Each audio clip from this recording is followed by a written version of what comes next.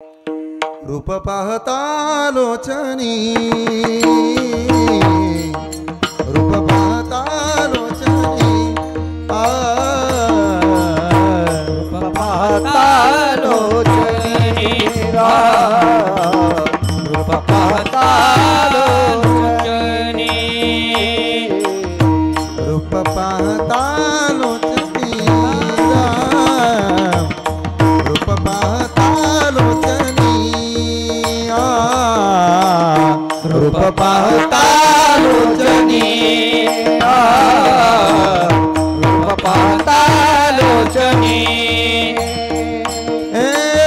सुख झाले वो साजनी, साजनी सुख झाले वो साजनी, साजनी तो हा विठ्ठल वरवा, तो हा विठ्ठल वरवा। सुख झाले वो साजनी, सुख झाले हो साजनी, तुझा विठ्ठल वरवा, तुझा विठ्ठल वरवा। तो हा माधव बरवा,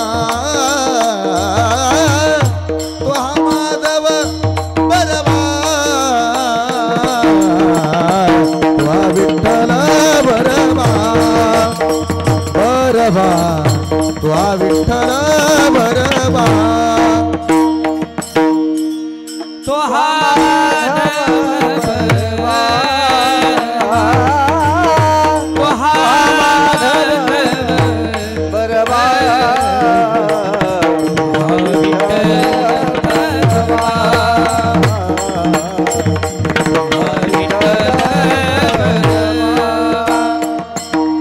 बहुता सुकृताची जोडी,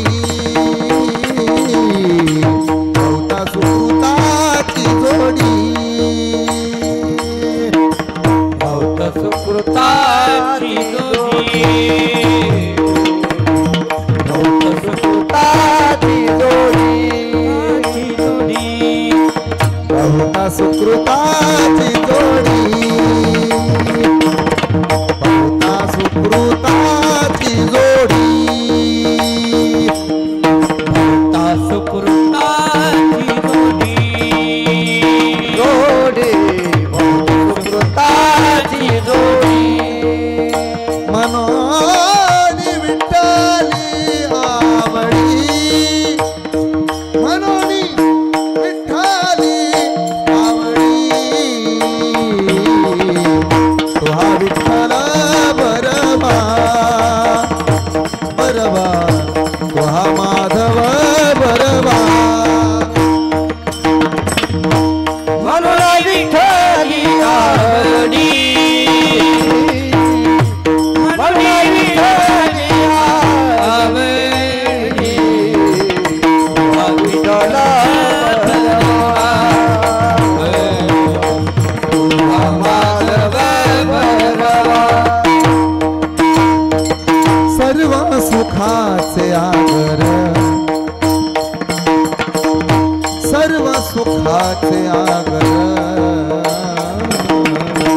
सर्व सुखाचे आगर,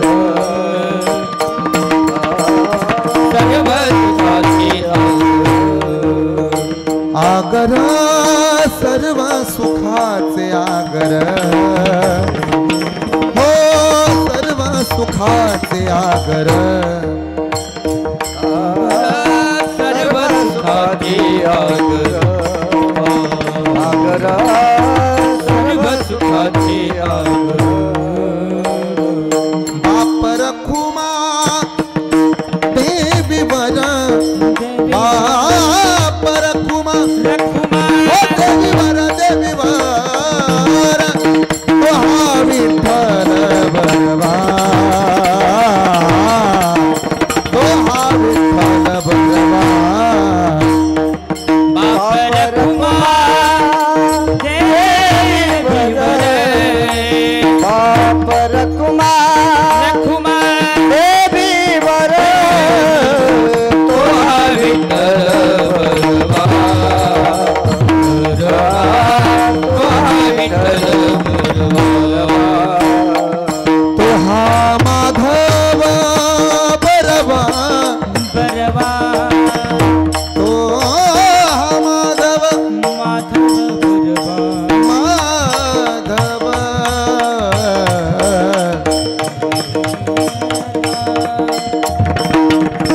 बकवासाचे दोन्ही आवाज थोडे थोडे कमी करा.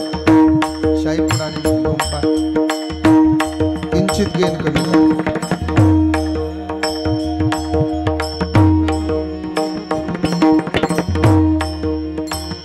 माधव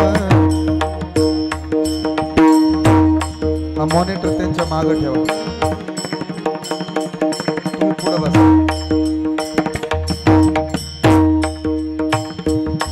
माधव परवा करा त्याचं इकडं तोंड फिरवा. माझ्याकडे फिरवा. बस. माधव बरवा माधव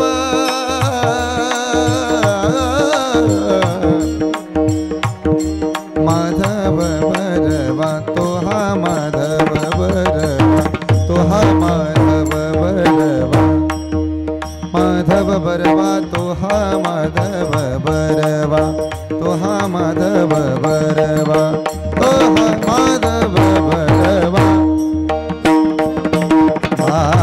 माधव. हा बोला. बाबा बोला. तो हा माधव. आवाज कमी करा त्यांचा थोडा. पार्श्व गायकाचा आवाज कमी असेल. माधव बरवा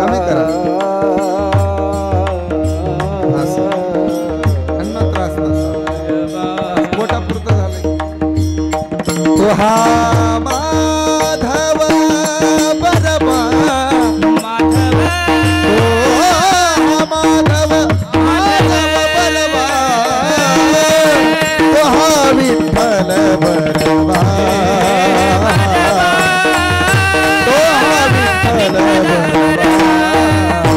हरि जय जय राम कृष्ण गोमटी मुखी अमृताची वाणी देह देवाचे कारणी शुद्ध बीजा पोटी फळे रसाळ गोमटी मुख्य अमृत देवानी देह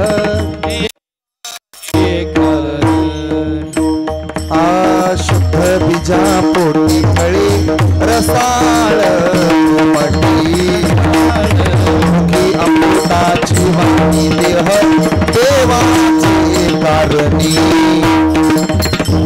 शुद्ध बीजा पोटी फळे रसाळ गोमटी मुखी अमृताची वाणी देह देवाची कारणी सर्वांग निर्मळ चित्त जैसे गंगा जळ मुखी अमृताची वाणी देह देवाचे कारणी सर्वांग निर्मळ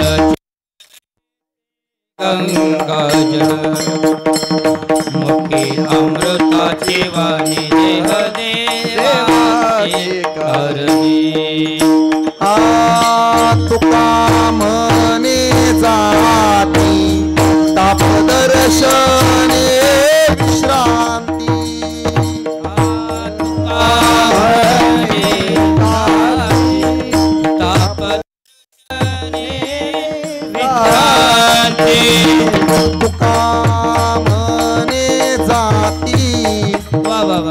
दर्शने विश्रांती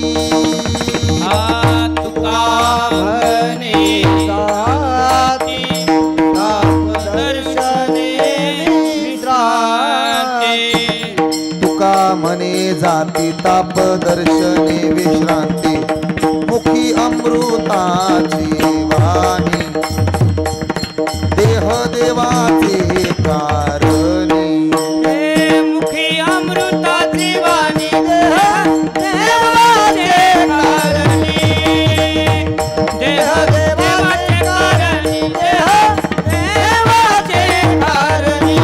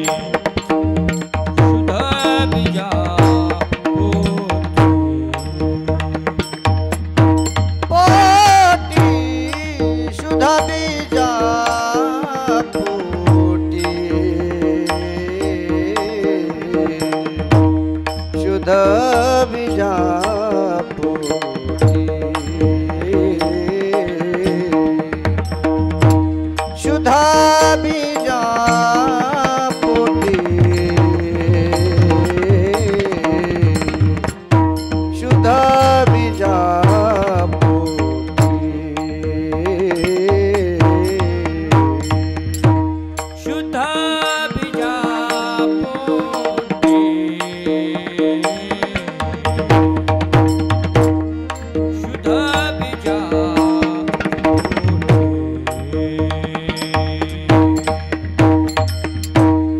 शुद्ध बीजा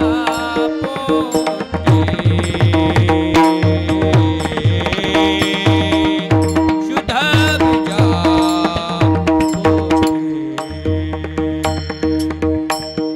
फळे रसाळ गोमटी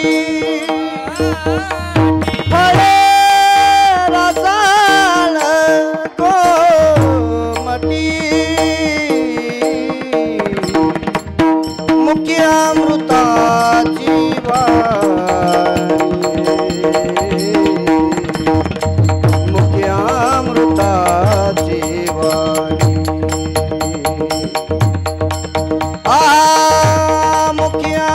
मुख्यामृताची वाणी मुख्यामृताची वाणी फळे रसाळ कोमटी फळे रसाळ गोमटी मुख्यामृताची वाणी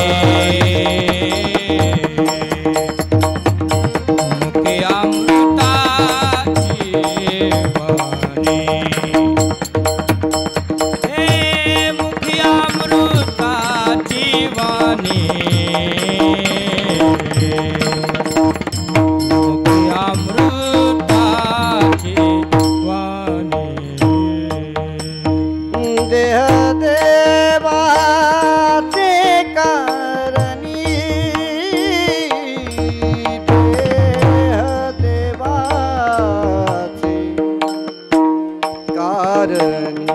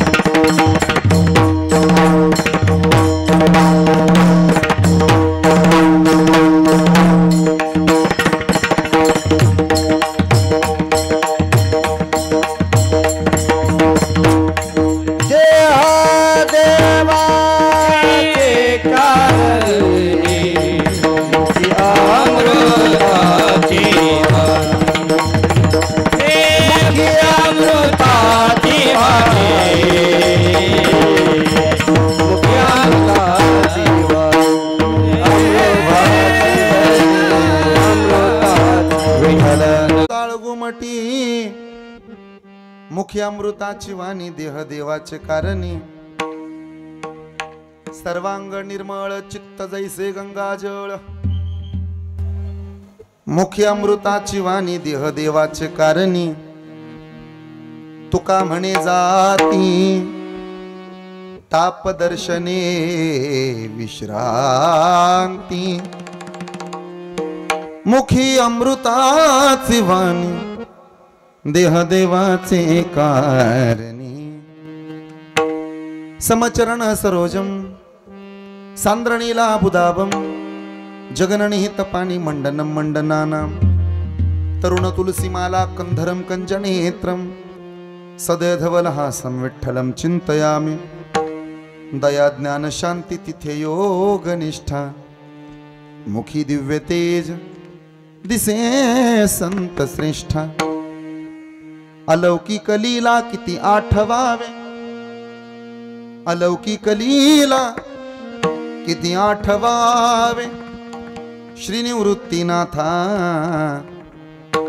नमो नम्र भावे ज्या ज्या स्थळी हे मन जाय माझे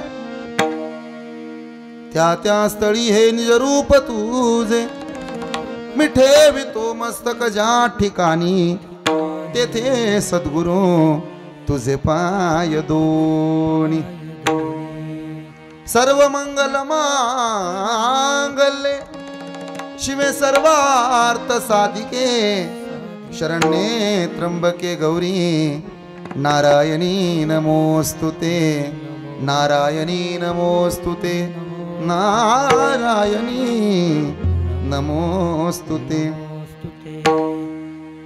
शुद्ध बीजा पोटी फळे रसाळ गुमटी पुढं बसा पुढं मुख्य अमृताची वाणी देह देवाचे कारणी प्रस्तुत प्राप्त प्रसंगी संप्राप्त कीर्तन रूपी सेवेकरता निवडलेला उच्चारलेला गायलेला हा अभंग संत हृदय सम्राट जगद्गुरु जगद्वंदने वारकरी संप्रदायाचे कळस वैराग्याचं मूर्तिमंत उदाहरण पाचव्या वेदाचे निर्माते सकल संत कंठभूषित या महाराष्ट्राचा प्राण वारकरी संप्रदायाच्या अस्मिता संत तुकोबांचा चार चरणांचा साधुत्वाची काही लक्षणं सांगणारा आजचा अभंग आहे। सज्जन हो, तुमच्यापर्यंत माझा जर आवाज येत असेल तर तुम्ही ऐकावं।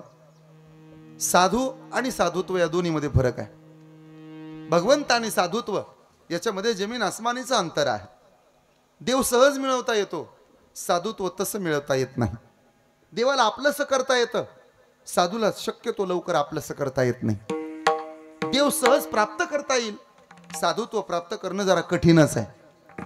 देव प्राप्त करायचा असेल तर संसार करून सुद्धा देव मिळेल। असोनी संसारी जीवे वेगू करी वेदशास्त्र उबारी बाह्या सदा।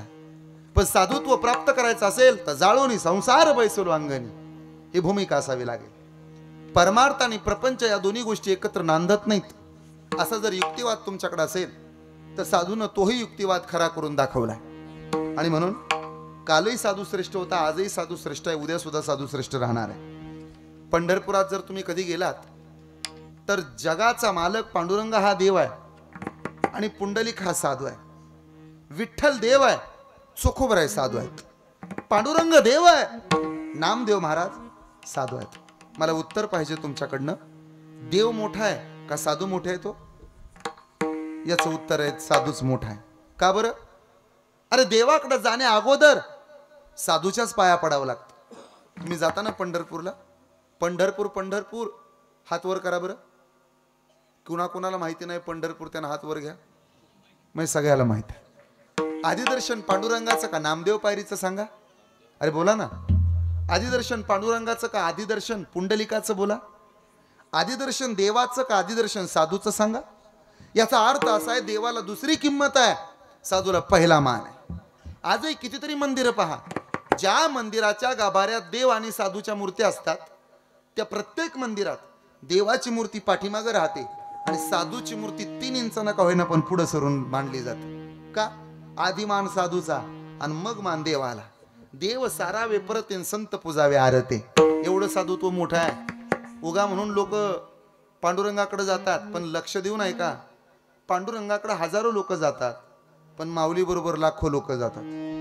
पांडुरंगाकडे हजारो लोक जातात, तुकोबरायांबरोबर लाखो लोक जातात। एकटं जाण्याला किंमत नाही, साधू बरोबर जाण्याला जास्त किंमत आहे. हे कधी विसरू नका. एकट्यानं परमार्थ करणाऱ्याला किंमत नाही, साधू बरोबर परमार्थ करणाऱ्याला किंमत आहे. एकट्यानं वारी करण्याला किंमत नाही, साधू बरोबर वारी करण्याला जास्त किंमत आहे. एकट्यानं नामस्मरण करणाऱ्याला जास्त किंमत नाही, सामूहिक जय घोषामध्ये किंमत आहे. एकट्यानं कीर्तन ऐकण्यात मजाच नाही, आपल्याबरोबर एखाद्याला कीर्तनाला घेऊन येणं याला जास्त किंमत आहे. हे साधुत्व आहे. हे साधुत्व सहजासहजी आपल्याला मिळत नाही. आणि म्हणून साधू थोर जाना, साधू थोर जाना, साधू थोर जाना कलियुगी. साधुत्व काही दाखवायची गोष्ट नाही, साधुत्व काही मिरवायची गोष्ट नाही. अंतरीचे धावे स्वभावे बाहेरी न सांगता हे सगळं जेव्हा कळतं तेव्हा साधुत्व स्वीकारावं लागतं. साधुत्वाची व्याख्या शब्दात मांडता आलीच नाही, तेव्हा तुकोबऱ्यांच्या लक्षात आलं. महाराजांना जर साधुत्वाची व्याख्या करताना जरा कठीण गेले तर आपल्यासारख्यानं काय करावे. महाराज म्हणाले, उजळावया लोवाटा खरा खोटा निवाडा, येथे उपकारासाठी आले गरजा वैखिणी. आणि याहीपेक्षा आम्ही वैकुंठवासी आलो याची कारणासी, बोलले जे ऋषी साच भावे वर्ताया. तुका म्हणे माझा कळते चाचणी, कळते चाचणी, बडबडीची वाणी अथवा सत्य, बडबडीची वाणी अथवा सत्य.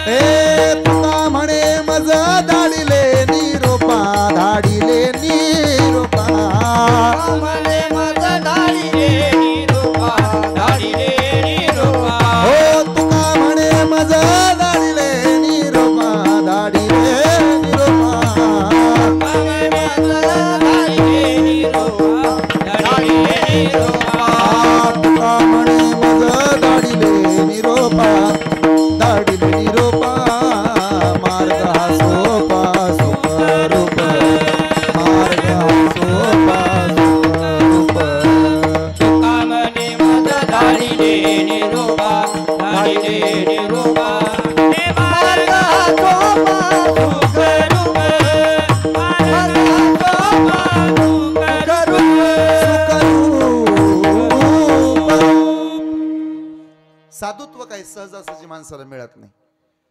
माझ्याकडे पहा, 3 गोष्टी विनासायासानं माणसाला मिळतात. आळस, क्रोध आणि मरण. या 3 गोष्टीला जगात कोणतेच प्रयत्न करावे लागत नाहीत भाऊ. या 3 गोष्टी आहे अशा मिळतात, त्याला सायास करायचं नाही, त्याला प्रयत्न करायचे नाहीत. आळस कमवायला काय प्रयत्न करावे लागतात. जांभळी दिली तरी आळस येतो. आता बसल्या बसल्या इथं ना कमीत कमी लोकांच्या 2-2 जांभळ्या झाल्यात. आळस कमवायला काय करावं लागत नाही, आळस यायला काय करावं लागत नाही. तुम्ही तर दररोज भजनातली मंडळी आहात. 9 वाजता भजन सुरू होतं, 9:45 चहा येतो आणि 11:45 लगेच पाय पसरले जातात, घ्या भैरवी. एखादं म्हणतं गवळ म्हणा ना, राहू द्या हो, बघू परत पुढच्या एकादशीला. आळस कमवायला काय करावं लागतं तर काहीच नाही. आळस हा येतोच, सहजासहजी येतो, पुन्हा पुन्हा येतो, त्याकरता प्रयत्न करावे लागत नाहीत. विनासायासानं पहिली गोष्ट माणसाला मिळाली ह्या जीवाला, त्या गोष्टीचं नाव आहे आळस. आता तुम्ही कीर्तन ऐकताय पण तुम्ही अजिबात बोलत नाही, हा काय आहे? आळस. तुम्हाला किती वेळा म्हटलं नामस्मरण करा, टाळी वाजवा, पण तरी तुम्ही करत नाही, हा काय आहे? आळस. अरे चला पंढरपूरला जाऊ, तरी तुम्ही येतच नाही, हा काय आहे? 1000 वेळेला टाळकऱ्यांना सांगितलं पुढं सरा, पण पुन्हा पुन्हा मागं सरले, याचं नाव काय आहे? आळस. टाळ वाजवा म्हटलं तर टाळ उचलून वाजत नाही, हा काय आहे? आळस. कीर्तनकाराला सुद्धा तुमच्याकडे बघून येऊ नये, काय? आणि तुम्हाला माझ्याकडे बघून येऊ नये, काय? आळस कमवायला काय करावं लागत नाही, आपसुकच येतो, त्या गोष्टीचं नाव आहे आळस. काही करावं लागत नाही, कुठं कष्ट करावे लागत नाहीत, कुठं ॲप्लिकेशन द्यावं लागत नाही, कुठं खर्च करावा लागत नाही, कोणाला टेबलावरनं कोणाला टेबला खालनं नाही द्यावं लागत, येतोच, त्या गोष्टीचं नाव आहे आळस. दुसरी गोष्ट माणसाला सहज प्राप्त होते, त्या गोष्टीचं नाव आहे क्रोध, राग. काय करावं लागतं? 4 दिवसाच्या बाळाला लवकर प्यायला नाही मिळालं, लवकर दूध नाही मिळालं तरी ते चिडचिड करते. किती दिवसाचं बाळ रडतंय, ते ओरडतंय, याचं कारण काय आहे? राग आपोआप येतो, तो कमवायला काही लागत नाही. सहज बायकोचा राग आला, केसाला धरलं, गरगर फिरवलं, भिताडा वापटलं, 3 महिने तुरुंगात होतं. मग राग यायला काय करावं लागतं? काही करावं लागत नाही. रागावर विजय मिळवायला ताकद लागते, आळसावर विजय मिळवायला ताकद लागते. आणि तिसरी गोष्ट विना सायासानं मिळाली माणसाला, त्या गोष्टीचं नाव आहे मरण. मरणावर विजय मिळवायला माणसाला ताकद लागते. या 3 गोष्टीवर विजय मिळवायचा असेल तर तुम्हाला श्रम करावा लागेल. आळस, क्रोध आणि मरण. विना सायासानं या 3 गोष्टी आपल्या पदरात पडणार आहे. काही नाही करायची गरज, आपण मरणाकडे जावं लागत नाही. घडोघडी काळ वाट्याची पाहे, अजून किती आहे अवकाश. काळ आला जवळ ग्रासावया, हळूहळू हळूहळू हळूहळू हळूहळू येत राहतो. दशरथ राजाच्या कानाच्या पाठीमागचा एक केस पांढरा झाला. किती? एक केस. त्याचं वय होतं 36. त्यानं पोरं बोलवली, समोर बसवली, 4 पोरांना पुढे बसवलं. सांगा रे, कुठला कुठला 7-12 कसा कसा तुम्हाला पाहिजे सांगा. मग त्यांनी सांगितलं आम्हाला असं पाहिजे, आम्हाला तसं पाहिजे. तलाठी बोलवा. कशाला? पटकन नोंदी लावून घ्या, वाटण्या करून घ्या. बहिणी बोलवा, त्यांचं काय म्हणणं आहे ते मांडा. सगळे बोलवले आणि वाटण्या करून रिकामा झाला. कोण? दशरथ. कानाच्या वरच्या बाजूचा एक केस पांढरा झाला, एक केस. तरी दशरथ राजानं सगळं पोरांच्या नावावर करून टाकलं. आपलं म्हातारं मागणं पुढणं पांढरं झालं, पण गुंटा पोराच्या नावावर करणं झालं. ते न्हाव्याकडे जाते, केसाला मेहंदी लावते, काळं करते, माघारी येते. कौशल्येनं वय झालंय कळाल्याबरोबर सगळं सुनांच्या हातात देऊन टाकलं. सुनांनो, आता माझा राम राम, आता माझा सप्ता भला, दिंडी भली, परमार्थ भला, माळबरी, निघाले. हे असे जुने लोक होते. थोडं वय झालं ना की सगळं पोरांच्या ताब्यात द्यायचे आणि बाजूला निघायचे. माणसानं 51 लागलं की बाजूला निघावं. 51 शब्दच सांगतो. 51. एक्क्यानं कुठं जायचंय? वनात. एक्का जर वनात नाही गेला तर पोरगा म्हणतो बा, हो बाबा, बा, वनात निघा. 52. तरी पण 53. तरी पण हित आहे. मग नातू म्हणतो आजोबा चोपन. हे कळतंय तुम्हाला? 50च्या पुढं वय गेलं की माणसानं इकडे येऊ नये. काय दुर्दैव आहे. परवा गणपती उठले, काल 1 दिवस मध्ये सापडला, 2-4 दिवसावर देवी आली. मग आता तरी साधं राहावं, बाजूला निघावं, कशाला ते मांसाहार वगैरे. पण 75 वर्षाचं म्हातारं काल भेटलं होतं. मी त्याला म्हणलं बाबा माळ घाला की. तो म्हणला महालात थोल्यात ती का त्याला बातावताय. आता कथ तरी घोलमालून हाणतोय. पलवात कोंबडी धरून आणायला लावली होती, कोंबडी आणली, मग कोंबडीच्या मागं पाळणाराला इलाज नाही. याचा अर्थ असा आहे, संसारातून निवृत्ती घेतली दशरथानं. वय वर्ष 36 होतं. किती? 36व्या वर्षी दशरथ म्हणतो मला आता संसार करायचा नाही, हे सगळं आहे ते पोरांच्या ताब्यात द्यायचंय.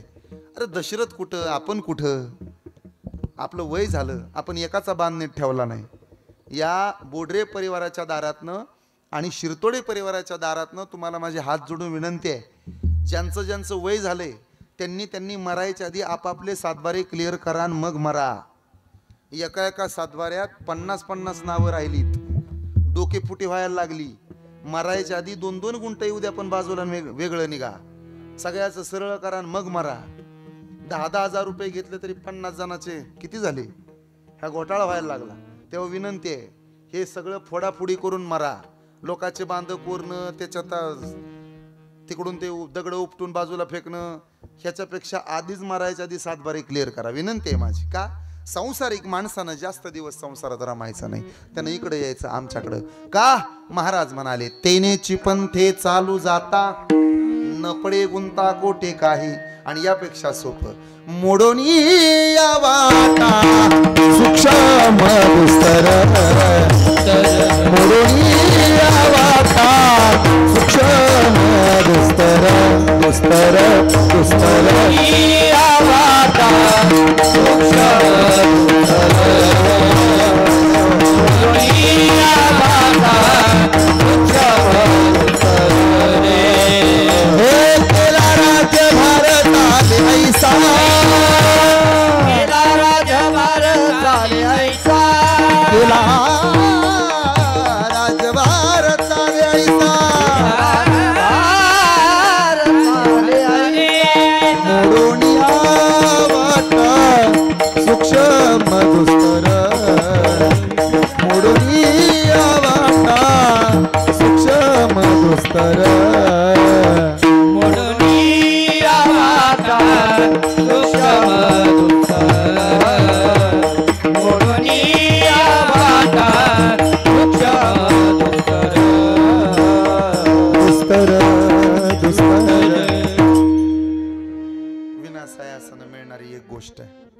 त्या गोष्टीचं नाव आहे मृत्यू. आणि म्हणून ही अघटित घटना मागच्या वर्षी या शिरतोडे परिवाराच्या घरात घडली. वैकुंठवासी शांताबाई निघून गेल्या आणि वैकुंठवासी चंद्रकांत दादा सुद्धा निघून गेले. चंद्रकांत दादांच्या जाण्यानं आई व्यथित झाली, व्याकुळ झाली. माझा लेक निघून गेला, मी राहिली. हे दुःख माझ्या माऊलीला सहन झालं नाही आणि म्हणून शांताबाई निघून गेल्या. उभं आयुष्य कष्टात घालवलं बिचारीनं.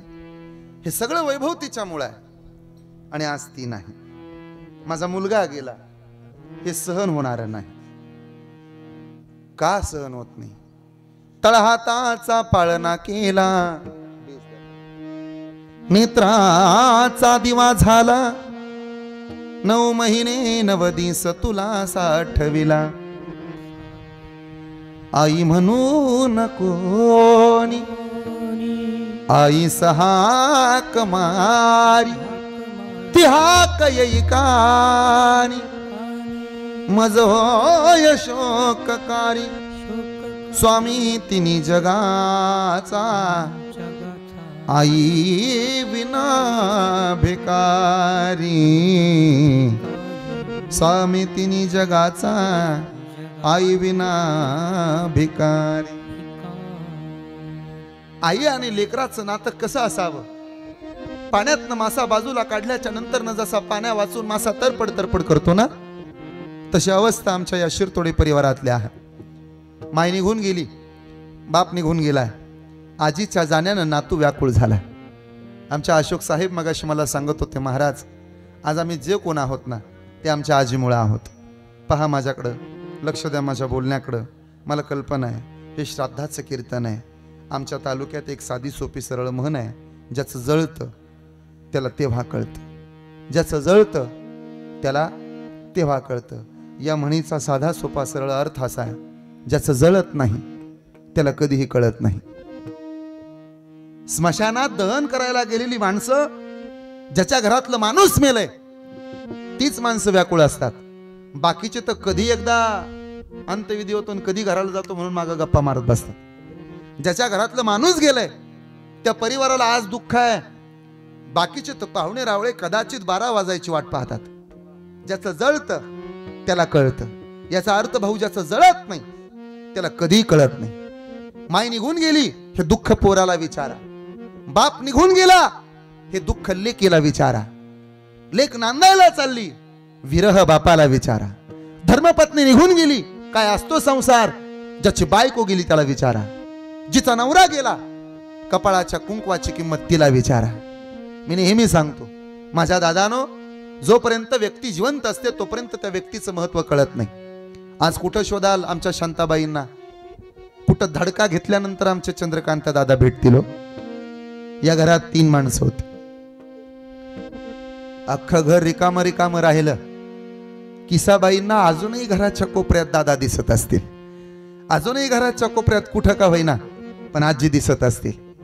हे केवढं मोठं दुःख आहे. आणि म्हणून संपूर्ण परिवार, ज्यामध्ये श्रद्धेय अशोक साहेब, आमच्या मुक्ताताई, त्यांची 3ही लेकरं, ज्यामध्ये आमची तेजस्विनी दिदी, आरती दिदी, आदित्य, हा संपूर्ण परिवार आहे. नातवंड पुरकी झाली, आजोबा निघून गेले. आजोबा नातूच्या आयुष्यातला पहिला दोस्त असतो. नातू हा आजोबाच्या आयुष्यातला शेवटचा मित्र असतो. आजोबा नातवावर एवढं प्रेम करतो की त्या प्रेमाची सर जगात कशाच्याही प्रेमाला आणि कुणाच्याही प्रेमाला येत नाही. तळहातावरती 1 रुपयाचं नाणं टेकवणारा आजोबा एका बाजूला आणि कंपनी लाखानं पगार देईल तो पगार एका बाजूला. जेवढं प्रेम आजोबानं दिलेल्या रुपयात असतं तेवढं प्रेम कंपनीनं दिलेल्या लाखातही नसतं. हे नातूला जेव्हा आजोबा दिसत नाही तेव्हा कळतं आजोबाचं किती प्रेम असतं नातवावर. मागच्या 2-4 दिवसात या महाराष्ट्राचे माजी मुख्यमंत्री एकनाथजी शिंदे साहेब आणि सध्याचे उपमुख्यमंत्री एकनाथ भाई म्हणजे शिंदे साहेबच मुलाखत द्यायला चॅनलवाला पुढे उभा होता, कॅमेरे उभा होते, माईक पुढे मांडले होते, पत्रकार त्यांना प्रश्न विचारत होते, संपूर्ण देश पाहत होता. मराठी चॅनलला नव्हती ही मुलाखत, हिंदी चॅनलला होती. संपूर्ण देश पाहत होता, जग पाहत होतं. एकनाथ शिंदे साहेब काय म्हणतील, आता काय उत्तर देतील. खुर्चीवर बसलेत आणि त्या पत्रकाराच्या प्रश्नाला उत्तर देत आहेत. लाईव्ह टेलिकास्टिंग सुरू होतं. एका बाजूनं हा प्रश्न विचारत होता पत्रकार, एका बाजूनं शिंदे साहेब उत्तर देत होते. आणि शिंदे साहेबांचा नातू बाबा बाबा बाबा म्हणून ओरडत होता. शिंदे साहेबाला म्हणत होता, बाबा तू इकडे ये, बाबा तू इकडे ये. अरे थांब, मुलाखत चालली, महाराष्ट्र बघतो, देश बघतो. ए नातवा थांब बाबा थांब. दरडावत होते, डोळे वाटारत होते, शांत बस म्हणत होते, ओठावर बोट ठेवत होते, गप्प राहा म्हणत होते, गप्प राहा. अरे आलो 5 मिनिटं थांब, येतो येतो थांब, मला मुलाखत देऊ दे. आणि नातू मात्र ऐकायला तयार नाही. आजोबा तुम्ही मला पाहिजे आत्ता या. महाराष्ट्राच्या उपमुख्यमंत्र्याला, महाराष्ट्राच्या माजी मुख्यमंत्र्याला नातवाचं प्रेम, नातवाची माया टाळता आली नाही. सामान्य माणसाला काय नातवाचं प्रेम टाळता येईल, हे कधी विसरू नये. आज माझ्यासमोर कितीतरी आजोबा असे आहेत की त्यांना मी हे सांगतोय तेव्हा त्यांचा नातू डोळ्यासमोर उभा राहिलाय. आत्ता बोलताना त्यांच्या डोळ्यासमोर नातू उभा राहिलाय. कुठं बसलाय, कुठं राहिला असेल. घरनं येताना मागं लागला होता नातू, आजोबा मला येऊ द्या, मला येऊ द्या, मला येऊ द्या, मला येऊ द्या. आणि तुम्ही अरे येऊ नको तिकडं, मला 12 12:30 वाजतील, शाळेत मी येणार. मी हे प्रेम असतं नातवाचं आजोबावर. एक लक्षात राहू द्या, आपला बाप आपल्यावर जेवढं प्रेम करत नाही तेवढं आपला आजोबा आपल्यावर प्रेम करतो. अजून सोपं सांगू साहेब, आपली माय जेवढं प्रेम करत नाही तेवढे आपली आजी आपल्यावर प्रेम करते. जरा क्षमा करा, आपली माय 19-20 करल, आजी 19-20 कधी करत नाही. तेवढंच प्रेम तिचं आहे. आणि आज अशोक साहेबांना हे एवढं मोठं दुःख झालंय याची कल्पना तुम्हाला मला आहे. असो, नाईलाज असतो. आमच्या भगवान प्रभू रामचंद्राला वनवास जाहीर झाला. ऐका बरं आता माझ्याकडे बघा, जगातलं सत्य सांगतो तुम्हाला, खरे पण सांगतो तुम्हाला. हे ऐकल्यानंतर तुम्हाला समाधान वाटेल. माझ्याकडे पहा. प्रभू रामचंद्र वनवासाला बाहेर पडले. 4 पावलं चालून बाहेर आले. सुमंत पाठीमागा आला होता. महाराज आपण आत यावं, दशरथजी तुमची वाट पाहतात. चुकलं असेल त्यांचं बोलण्याच्या ओघात, आपण वनवासाला जाऊ नये, आपण माघारी चला. सुमंताचं ऐकलं नाही कुणी, रामानं. सुमंताचं ऐकत नाही कोण, राम. सुमंत ओक्साबोक्षी रडतोय, चला प्रभू माघारी, पण तरी माघारी फिरत नाही कोण, राम. जो माघारी फिरत नाही ना त्याला राम म्हणतात.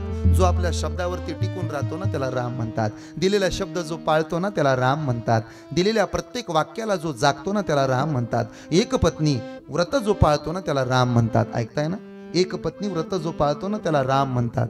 आणि असं जर कोण वागतच नसेल ना तर लोक त्याला राम राम.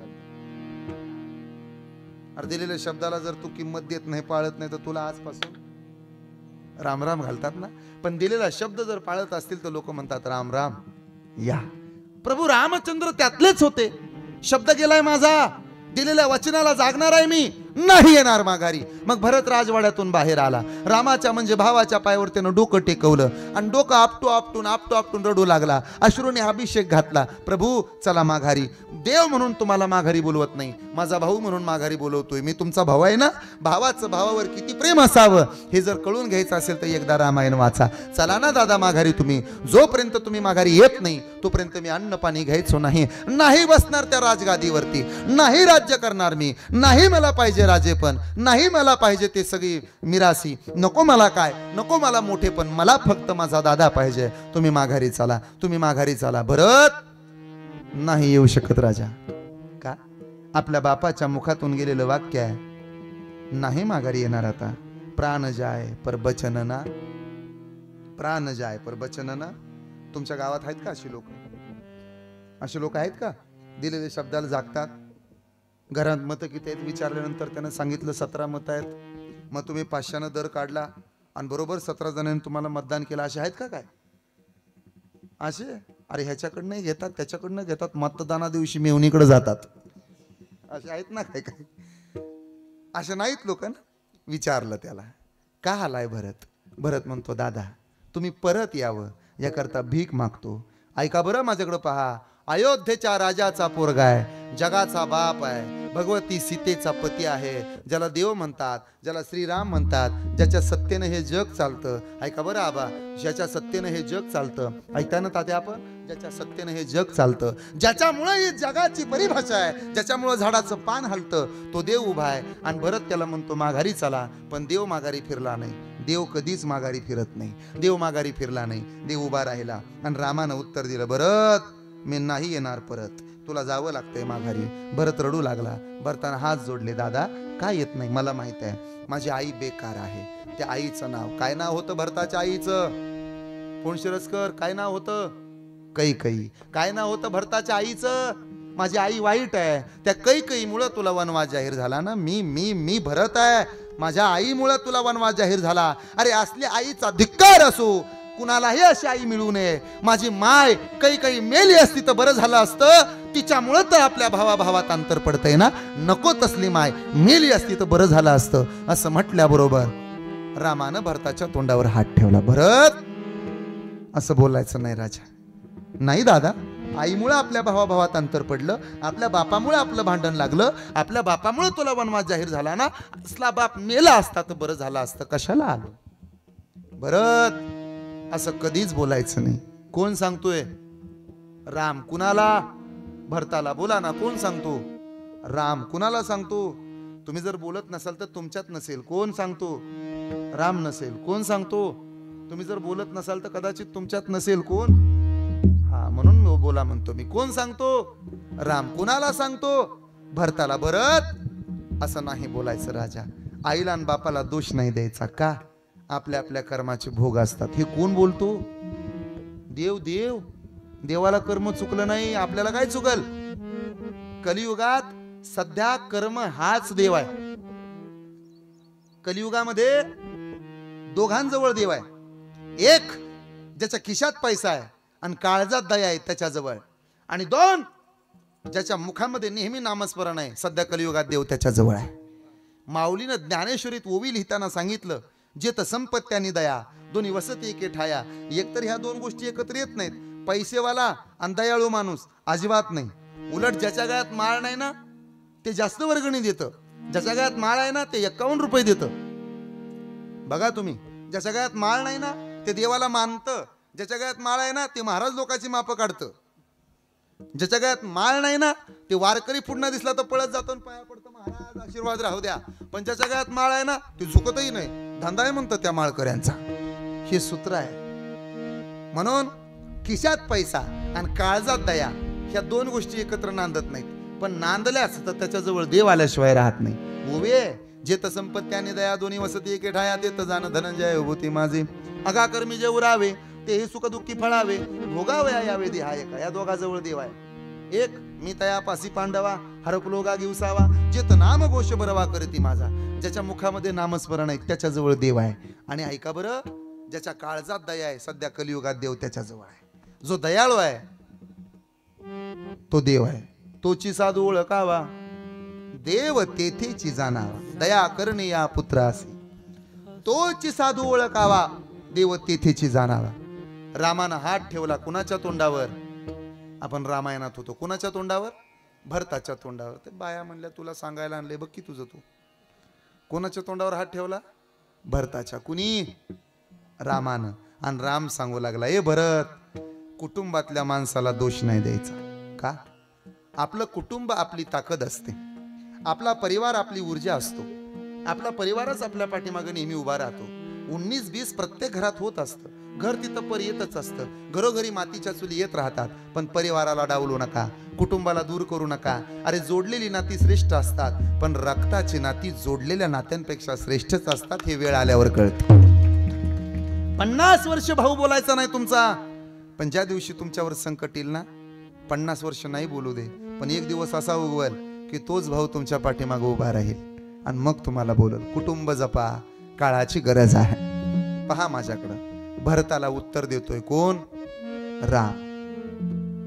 भरत असा दोष परत कुटुंबातल्या लोकाला द्यायचा नाही. का? माय कैकई ना दोषी नवे दोषितात. राज्य त्याग कानन यात्रा असे कर्मजात. माय कैकई ना दोषी, माय कैकई ना दोषी नवे दोषितात. राज्य त्याग कानन यात्रा असे कर्मजात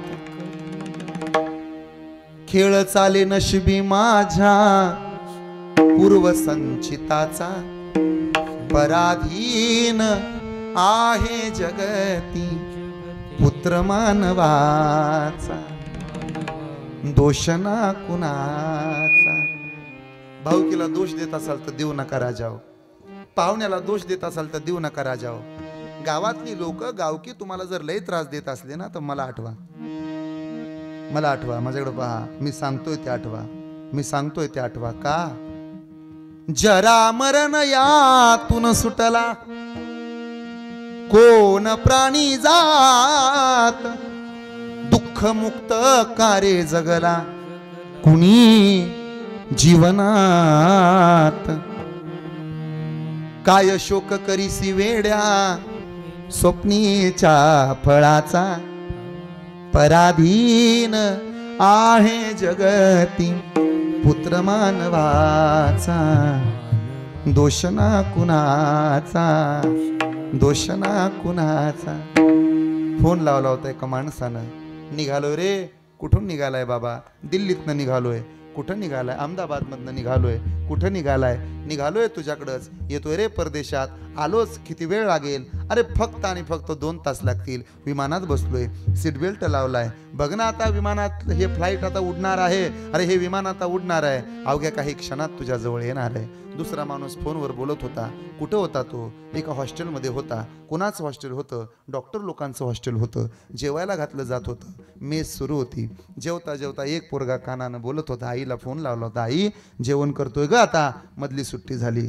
तिसरा माणूस फोनवर बोलत होता. बायकोला सांगत होता लवकर येतोय. अवघ्या काही क्षणात विमानानं उड्डाण घेतलं. 4 मिनिटात नाही, 3 मिनिटात नाही, 2 मिनिटात नाही. ऐकताय ना तुम्ही? ऐकताय ना? अवघ्या काही सेकंदात ते विमान त्या बिल्डिंगवरती कोसळलं. ज्यांनी फोन लावला होता, फोन कट करायच्या अगोदर देवाच्या घरी जावं लागलं. हे आयुष्य आहे, ह्याला जिंदगी म्हणतात. नाही या देहाचा भरवसा. अरे उद्या सकाळ असू का नसू माहित नाही. आजचा दिवस आनंदात घालवायला काय अडचण आहे? देवानं आपल्याला एक गोष्ट ताकदीची दिली, त्या गोष्टीचं नाव आहे वर्तमान. वर्तमानात जगा. उद्या काय होणार आहे, परवा काय होणार आहे, एवढं टेन्शन घेऊन मरू नका. एकदा मेलेलं चांगलं. विचार करून मरणं फार वाईट असतं. चिता चिंता समायुक्तानाम बिंदू मात्रेन विशेषतः सजीवम दहते चिंता निर्जीवम दहते चिता. मेलेल्या माणसाला चिता एकदा जाळते, पण जिवंत माणसाला चिंता प्रति क्षणाला जाळते. मग कशाला चिंता करावी? पती लक्ष्मीचा जाणत असे, सगळ्या जीवांचा करीतो सांभाळ. तुझं मोकलील ऐसे नाही, याला आयुष्य म्हणतात. पुढचं जरा ऐका ना. जरा मरण यातून सुटला. अर्थ तरी कळतो ना तुम्हाला? मी सांगतो ते बोर होत नाही ना? नाही तर मला कॅसेट पलटायला मला सगळं येतं. तुम्ही ऐकताय म्हणून सांगतो. जरा मरण यातून सुटला कोण प्राणी जात दुःख मुक्त कार्य जगला कुणी जीवनात. काय शोक करीसी वेड्या स्वप्नीच्या फळाचा पराधीन आहे जगती पुत्र मानवाचा. 2 ओंडक्यांची होते सागरात भेट. एक लाट तोडी दोघा पुन्हा नाही गाठ. क्षणिक तेवी आहे बाळा मेळ मानसाचा पराधीन आहे जगती पुत्र मानवाचा. दोष ना कुणाचा दोष ना कुणाचा. हे आयुष्य आहे, क्षणाचा भरवसा नाही. इथं नरदेह हा वेड्या पाण्याचा बुडबुडा. नरदेह हा वेड्या पाण्याचा बुडबुडा. नरदेह वेड्या पाण्याचा बुडबुडा.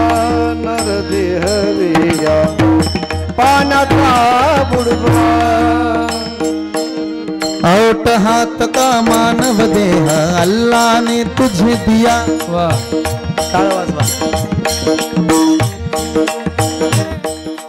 आजा मेला पंजा मेला बाप मसना गेला आजा मेला पंजा मेला बाप मसना गेला आजा मेला पंजा मेला बाप मसना गेला पाठीमाग बेस द्या थोडा मशीन मेला बाप मोठा बॉक्स मसना गेला देखत देखत ना तू पण तू तोही तैसा झाला देखत देखत ना तू पण तू तोही तैसा झाला देखत देखत ना तू पण तू तोही तैसा झाला उठा उठा जागा पाठी भय आले मोठे पंढरी वाचोनी अवधूता नाही कोठे उठा उठा जागा पाठी भय आले मोठे पंढरी वाचोनी तुझा संत संग धरा तुम्ही हरी भजन करा संत संग धरा तुम्ही हरी भजन करा संत संग धरा तुम्ही हरी भजन करा संत संग धरा तुम्ही हरी भजन करा काळ पाठी लागला सिद्धार्थ काय करकरा काळ पाठी लागला काहे कर करा काळ पाठी लागला सिद्धार्थ काय करकरा काळ पाठी लागला सिद्धार्थ काहे कर करा हो काळ पाठी लागला सिद्धार्थ काय करकरा उठा उठा जागा पाठी भय आले मोठे पंढरी वाचोनी भाव तुझा नाही कोठे उठा उठा जागा पाठी भयाले मोठे पंढरी वाचोनी भाव नाही कोठे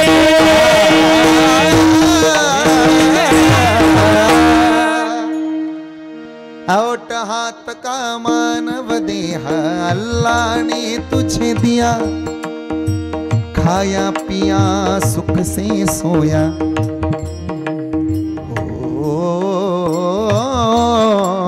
खाया पिया सुख से सोया नाहक जमाना खोया खाया पिया सुख से सोया नाहक जमाना खोया तू भज मन नारायण तू भज मन नारायण तू भज मन नारायण भज मन नारायण नारायण नारायण नारायण याचा आयुष्य सारलेला घास मंदिराला दिलेली देणगी नाम सप्ताहाला केलेली मदत वारकऱ्यांना केलेलं अन्नदान पंढरपूरची केलेली वारी आई बापाची केलेली सेवा आणि कीर्तनात बसून देवाच्या नावानं वाजवलेली टाळी जगात कधी वायाला जात नाही एवढा सोपा परमार्थ आहे याच्यापेक्षा सोपं सांगतो गळ्यात सोन्याची साखळी घातली तर आपल्यावर नजर चोराची पडते माझ्या दादानो गळ्यात सोन्याची साखळी घातली तर आपल्यावर नजर चोराची पडते पण गळ्यात तुळशीची माळ घातली तर आपल्यावर नजर पांडुरंगाची पडते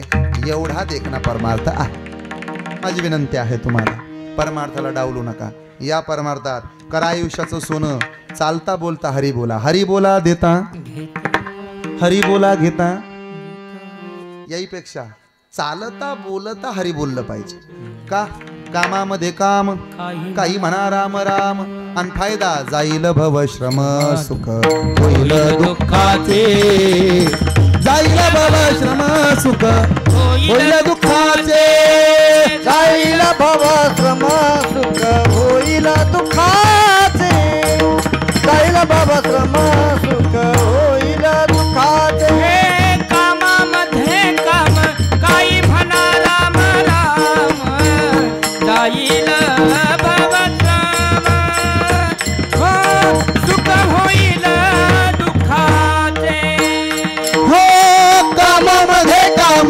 काही म्हणा राम राम जाईल भवश्रम सुख होईल दुःखाचे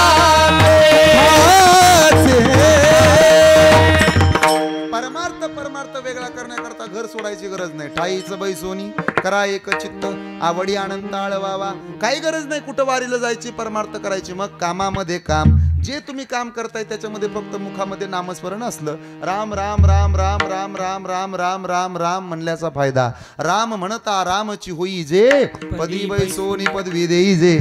चालता बोलता फक्त बोलावा विठ्ठल, पहावा करावा जीव भावे, हे बोलता चालता बोलता फक्त करायचंय हो. दुसरं ह्याला वेगळं काहीच करावं लागत नाही. काही कुठं जायचं नाही, कुठं राहायचं नाही.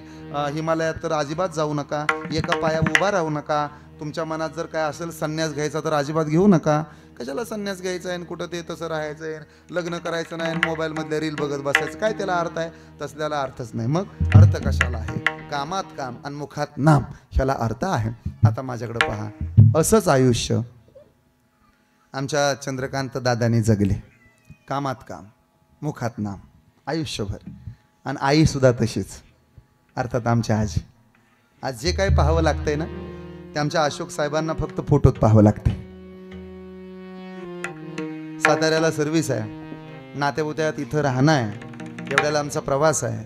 उभं आयुष्य कष्टात गेलं. जवळजवळ 25-30 वर्षाची सर्व्हिस झाली.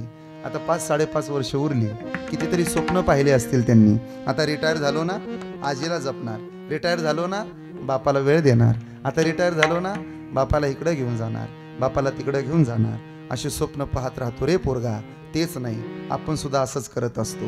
आपल्याला काम असतं, आपण म्हणतो काही दिवसांनी वडिलाला वेळ देऊ, काही दिवसांनी वडिलाच्या जवळ बसू. आता पाहायचा प्रयत्न केला तरी आमच्या दादाला पाहता येणार नाही. आणि आईबद्दल तर काय बोलावं. लेकरांची सेवा केली सतू आई,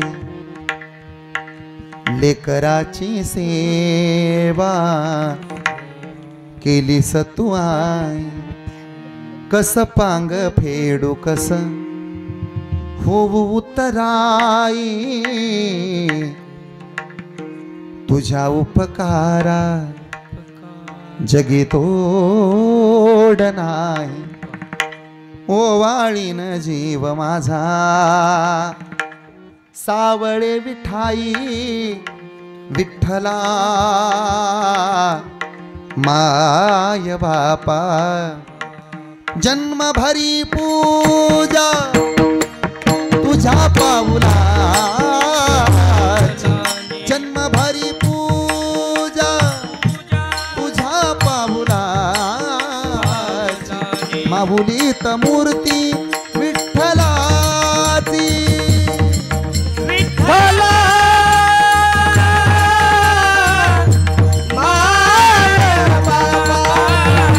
विठू माऊली तू, माऊली जगाची.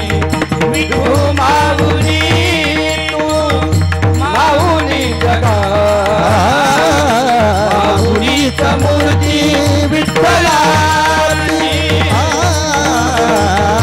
माऊलीच मूर्ती विठ्ठलाची. काय तुझी माया सांगू श्रीरंगा, काय तुझी माया सांगू श्रीरंगा. काय तुझी माया सांगू श्रीरंगा. काय तुझी माया सांगू श्रीरंगा. संसाराची पंढरी तू केली पांडुरंगा.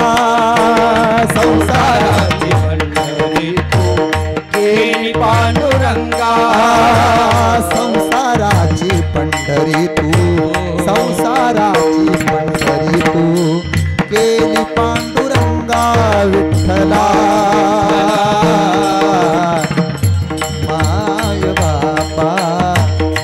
अमृताची गोडी कोणी आलिया अभंगा, अमृताची गोडी, अमृताची गोडी आज आलिया अभंगा. विठ्ठला माय बापा.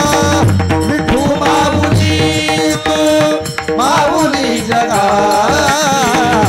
विठू माऊली तू, माऊली जगाची. माऊलीच मूर्ती विठ्ठलाची. मूर्ती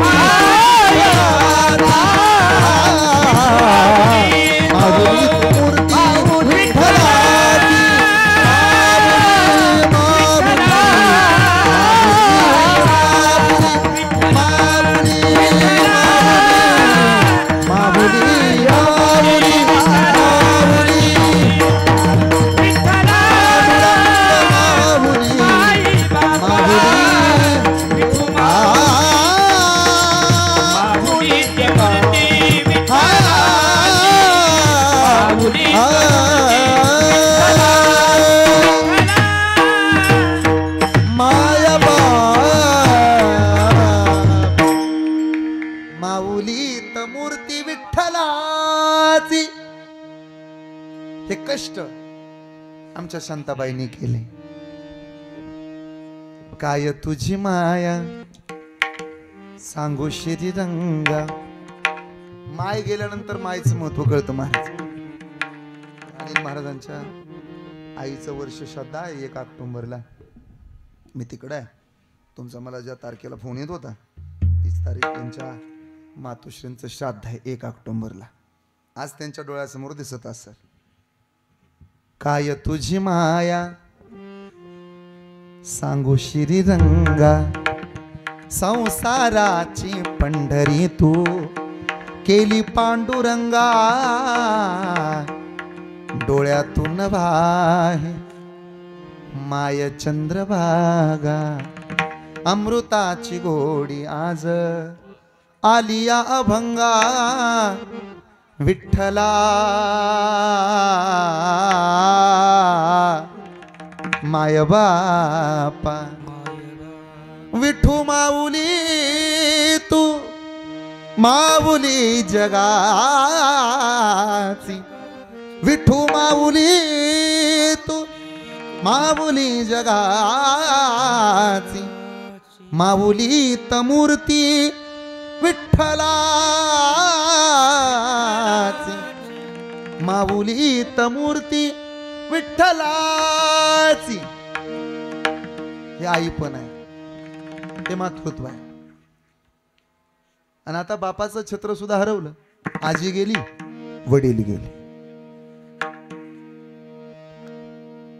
उरामंदी माया त्याच्या काळ्या मेघावानी. दाखविना कधी कोणा डोळ्यातलं पाणी. झिजू झिजू संसाराचा गाडा हाकला. वटामंदी हसू जरी कना वाकला. घडीभर तू थांब जरा ऐक त्याची तापर. लया वगड हाय गड्या उमगाया बापर. उमगाया बापर. उमगाया बापर. बाप स्वाभिमानी बाळा. बाप कणखर कणा. त्याच्या काळजात सुद्धा लाजाळूची संवेदना. आज सगळ्यांनी ऐकावं. 2 मिनिटं घेतो तुमची रजा घेतो. तुटलेल्या शर्टाचं बटन जोडते तिला आई म्हणतात. पहा माझ्याकडे माझ्या बहिणीनो. तुम्हाला वाटतं आईचं प्रेम लय आहे बापाचं प्रेम कमी आहे. जरा माझ्याकडे पहा 1 मिनिटाकरता. आईचं प्रेम तुम्हाला कळालंय, बापाचं प्रेम तुम्हाला कळालं नाही. माझं बोल नाही का मी भाऊ म्हणून सांगेन. माझ्या बहिणीनो, सकाळी 8:30 वाजेपर्यंत झोपता येतं त्याचं नाव माहेर असतं. ऐका बरं, माझ्याकडे लक्ष द्या माझ्या तायानो. सकाळी 8:30 वाजेपर्यंत झोपी जाता येतं त्याचं नाव माहेर असतं. सगळे उठायच्या अगोदर जागं व्हावं लागतं त्याचं नाव सासर असतं. जरा माझ्याकडे पहा. तुम्ही माहेराला जा, हातातली पिशवी रिकामी न्या. माघारी येताना गच्च भरून येते का? तुमचा बाप जिवंत असतो. बाप ज्या दिवशी मरतो ना त्या दिवशी तुमचंच तुम्हाला माहेराला जावं वाटत नाही. माय ज्या दिवशी माहेरातनं मरते ना त्या दिवशी तुम्हाला माहेरला जावं वाटत नाही. जा तुमचा बाप असताना माहेरात. आठवा जरा तुमचा बाप. आणा डोळ्यासमोर तुमच्या बापाचं चित्र. त्याचा फाटका शर्ट, फाटका पायजामा. अरे रुबाबदार आहे तुमचा बाप. ऐका बरं, तुमचा बाप रुबाबदार आहे. कुणी म्हणाल आमचा बाप इमानदार, कुणी म्हणाल आमचा बाप आमदार आहे, कुणी म्हणाल आमचा बाप खासदार आहे, कुणी म्हणाल आमचा बाप आमदार आहे, कुणी म्हणाल आमचा बाप खासदार आहे. पण सांगा तुम्ही त्याला, अरे असेल तुझा बाप जागीरदार पण छाती फुटेपर्यंत माझा बाप इमानदार आहे आणि इमानदार बापाचा पोरगा मी आहे असं सांगत जा कधीतरी पोराला. कधीतरी सांगत जा बापाला. पहा माझ्याकडं भाकरीचे 2 तुकडे येतात. तुम्ही माहेरला गेला असेल तर तुम्हाला आठवल आहे ना तुम्हाला माहेर. माहेरात जाता, दारात उभा राहता. भावाचं लेकरू विचारतं, मोठ्यानं ओरडतं मामा, आत्या आली, आत्या आली, आत्या आली. म्हटलं की तुम्ही दारात उभा आहे. तुमचं म्हातारं काठी टेकत दारात येते. भाकरीचे 2 तुकडे घेते. 1 तुकडा उजव्या हातानं, दुसरा तुकडा डाव्या हातानं टाकल. कडाकडा बोटं मोडल. आली माझी डॉक्टरीन, आली माझी वकिलीन. परत नाही. मुठभर मिरच्या ओळून टाकल पण बाप मेल्यावर नाही. माहेरात बाप मेल्यावर कोण तुमची दृष्ट काढतं? माझ्या कीर्तनात बसलेल्या एखाद्या माऊलीला मी विचारलं ना, का जात नाही हो माहेरला? ती म्हणती कुणासाठी जावं महाराज? ज्या आईसाठी जात होते बापासाठी जात होते ते आई बाप नाही राहिले बघा. आता आता नाही जावं वाटत. बापाचं सगळ्यात जास्त प्रेम कोणावर असतं माहित आहे? उरीवर, लेकीवर.